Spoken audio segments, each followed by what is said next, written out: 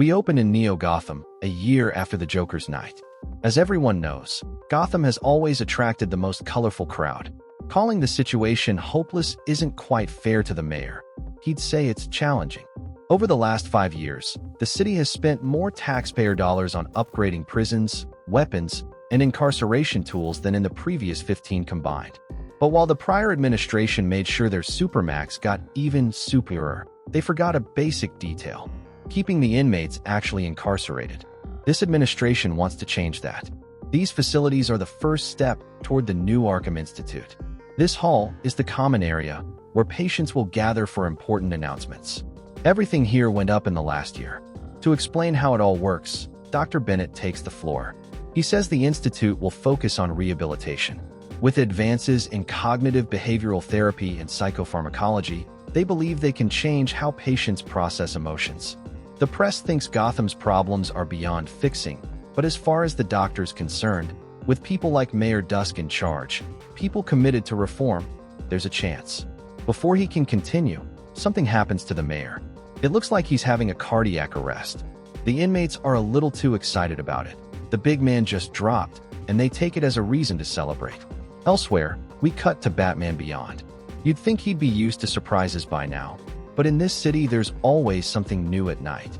All Terry has to do to change that is get used to Man-Bat splicers. Someone on comms tells him they're technically not splicers. Batman admits they may be right, but explains a bat-worshipping cult figured out how to synthesize the Langstrom formula as a designer drug. Batman grabs one of them and reverses the change. As he climbs back into the sky, another Man-Bat attacks. It's weird, sure, but not the weirdest thing Terry's ever faced. One heavy hit, and he drops the second Man-Bat, then brings him back to normal too. Time to pull out. The voice on comms will ask Barbara to send a unit to pick them up. Terry should crash soon. He's got a university exam tomorrow, but he'll do one more hour of patrol and then study. Meanwhile, Barbara. After the mayor's sudden collapse inside Arkham, the place descends into chaos. Word spreads fast, and Barbara Gordon, now police commissioner and formerly Batgirl, arrives to take charge. The medical examiner tells her it looks like a heart attack. Even with the clinical explanation, the tension's obvious. Something doesn't add up, and Barbara feels it. One of the specialists voices his doubts. They're standing in a ward full of unstable criminals, people who've come up with creative, twisted ways to kill. The early tests point to cardiac arrest, but in Gotham nothing is simple. The question hangs there. Can they really buy that story? The same person who was speaking with Terry reaches Barbara. He tells her he's got a package of bats for her and will hand it off on Cambridge. Looks like that'll be her new favorite spot. As for whether Barbara can pick it up, she's thinking there's something else they should talk about first. Hours later, away from Arkham, in the university gardens, Terry McGinnis tries to study. Exhausted, he's fallen asleep on his notes. His friend Ryan finds him and jokes that sleeping on the book must be a secret study method. Terry, head heavy and humor dry, admits he waited until the last minute. Ryan asks if he wants to watch a movie to clear his head. The calm doesn't last. On campus, Terry runs into Dana Tan, his ex. It's tense, measured words, bottled up feelings. Ryan tries to lighten the mood, but the awkwardness is obvious. Dana pushes to talk. There's unfinished business. Terry dodges, saying things just changed. Before they can get further, the city screens flash breaking news. The mayor has been found dead inside Arkham. The crowd murmurs. Terry knows study time is over. He tells Dana he has to go, and bolts. Minutes later, Batman is cutting across the Neo-Gotham sky. Barbara's voice comes through the comms. She wants to talk. He heads for Arkham. As he flies, Terry can't shake the thought that just when the city seemed to be getting on track, the darkness creeps back in. Over in Bloodhaven, someone else is listening. Dick Grayson, now retired, watches in silence. He sums up the mood in 4 words. Things change. News cycles everywhere fixate on the mayor. He leaves behind a family of 3. His wife Susan, his son Davis, and his daughter Nicole. And those new facilities he was so proud of, now they'll be his legacy. More details will come as the investigation develops. Somewhere else, Bruce Wayne watches it all. He just hopes a certain someone knows what he's doing. Later, at Arkham, Commissioner Barbara Gordon and Batman meet face to face. Terry breaks the silence with easy sarcasm to cut the tension. What can I say, Commissioner? Practice makes perfect. How's the arm? Barbara asks. Still healing, but better. There's no time to waste. The mayor's family wants answers, and Gotham wants a culprit. Did Dick brief you? Yeah. Coroner thinks it was a heart attack. And the inmates? I've been with them the last hour. Barbara frowns. Every single one claims they killed the mayor. That's not why you called me, Batman replies. No, just a hunch. But after what happened last year, I could see someone trying to show off. You're probably right. Terry brings the suit up. Time to hunt. I'm Batman. Barbara gives a small smile. Yeah, I suppose you are. Down in Arkham's depths, Ghoul looks up, and there he is. Batman slams him into a wall, taking control from the first second. Hey Ghoul, wondered when I'd see you again. Shame it's under these circumstances. I like this mayor. Terry doesn't waste time. Coroner says heart attack. What's your version? Sometimes people just die, Bats. True. Then his tone hardens. Think about how this looks if it all points to you. Batman locks eyes with him. Remember, Ghoul, you had your shot and blew it. You're here because I put you here. And now I'm watching.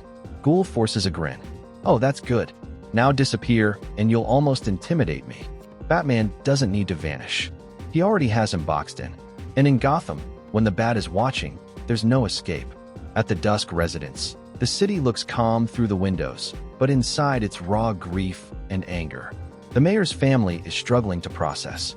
He shouldn't even have been there. It was movie night. He was supposed to be here. With us. Susan's voice shakes. Officers lower their eyes. Barbara listens quietly, coffee cup trembling in her hands. Someone did this, Barbara. Someone in that awful place he built. Mom, Davis says, holding it together. He had a checkup last week. His heart was fine. Susan, I'm so sorry. Truly. I'll do everything I can to get to the bottom of this.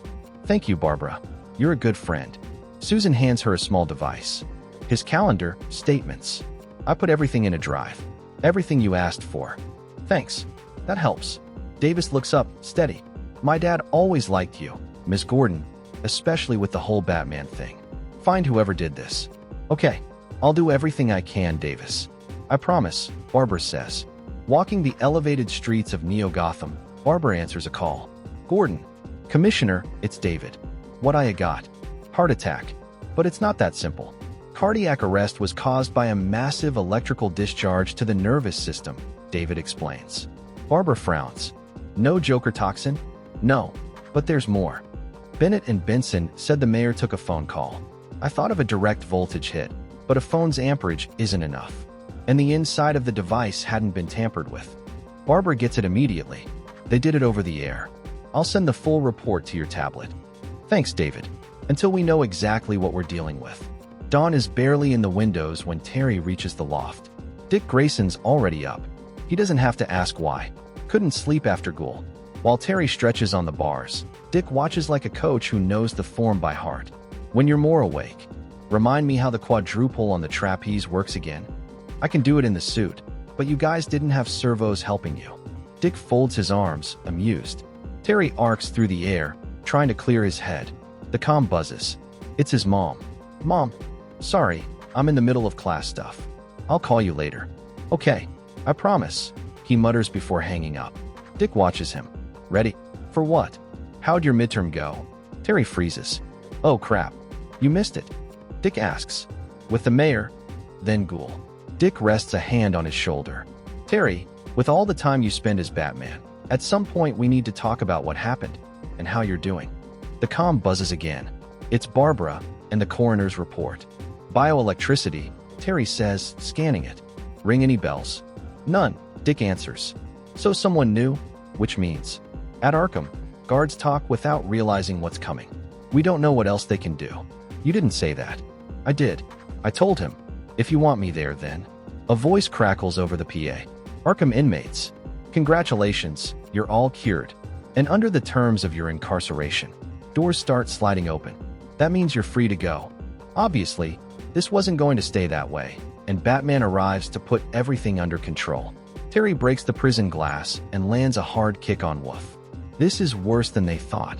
Dick realizes it. The SWAT teams are already on their way. Terry has to contain them as much as he can until reinforcements arrive. All the prisoners take advantage of Batman being here to try to attack him. Terry feels sorry for them. but he believes they're in a damage-free zone.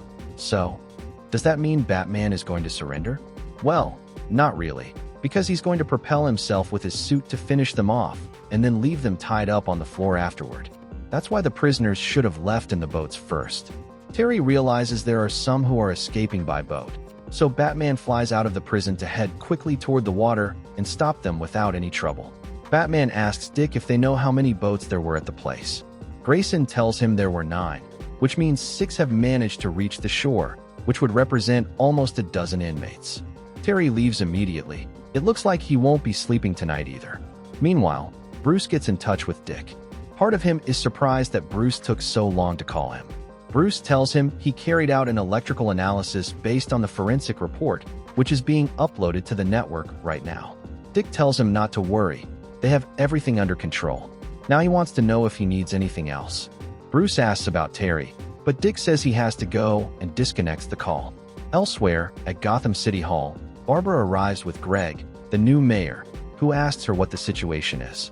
Barbara tells him the coroner attributes Dusk's death to a bioelectric discharge, most likely through Dusk's cell phone.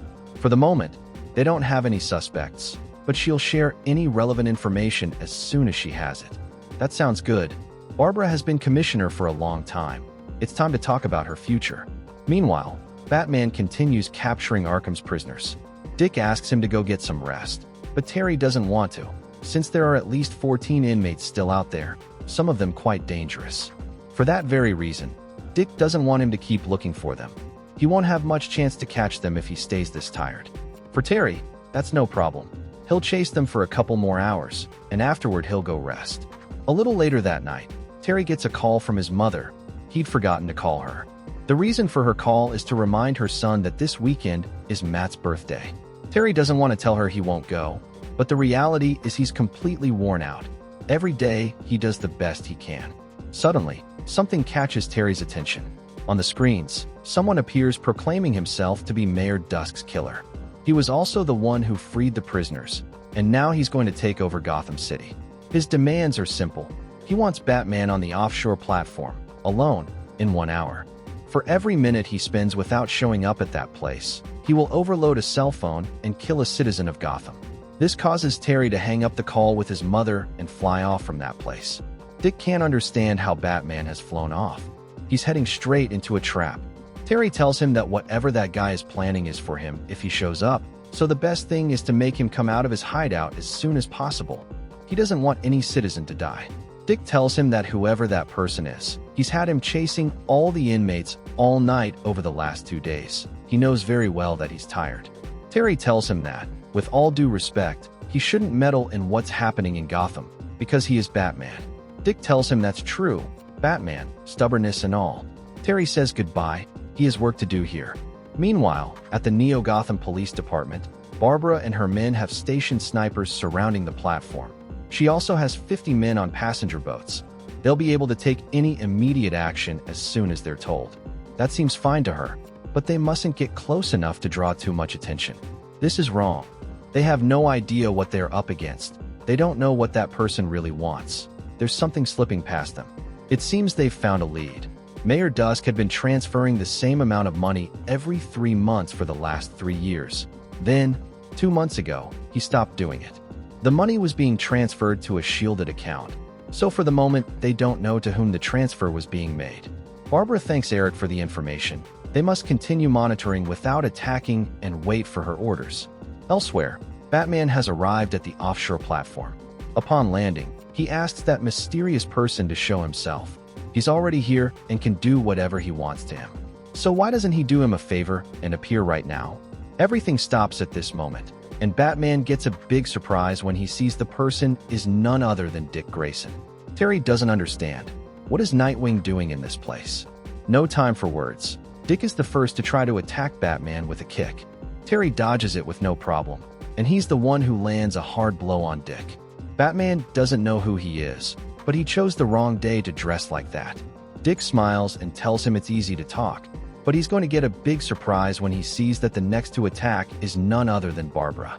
Batgirl attacks Terry, and with a hard kick, she makes him bleed. More trouble for Batman.